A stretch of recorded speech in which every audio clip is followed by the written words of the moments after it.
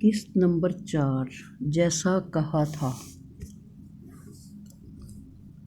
اچانک ہا کی آواز سے وہ اچھل پڑی۔ سامنے کاشف کھڑا تھا، اسے یوں ہی اچانک ہا کر کے ڈرا دیا کرتا تھا۔ کاشف کے بچے، تو نے تو میری جان ہی نکال دی۔ کیا تم واقعی نانی کے پاس جا رہی ہو؟ ہاں کاشف، مجبوری ہے۔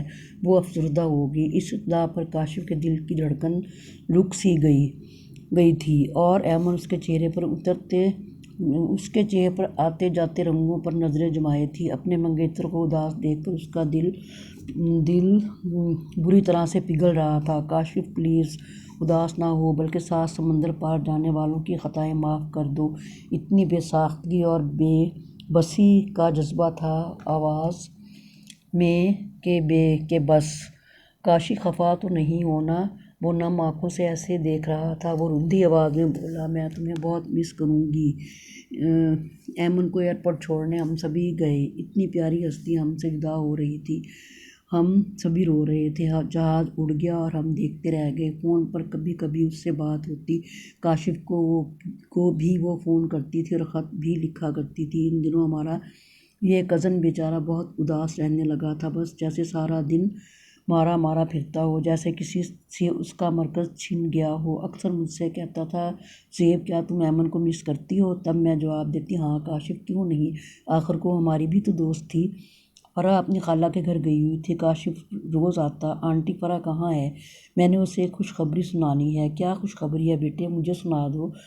آنٹی، ایمن جلد آنے والی ہے۔ اس کی انگ انگ سے خوشی چھلک رہی تھی۔ اچھا بیٹا، فرح آئے گی تو میں اسے بتا دوں گی۔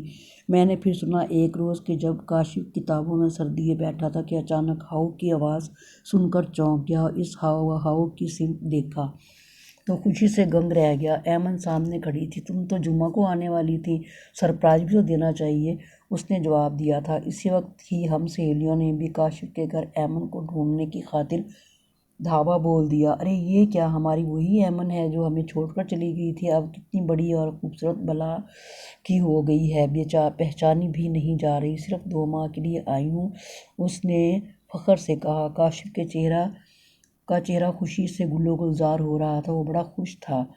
وہ ہر وقت کاشف کے یہاں گھسی رہتی۔ 2 ماہ کا عرصہ پلک جھپکتے گزر گیا۔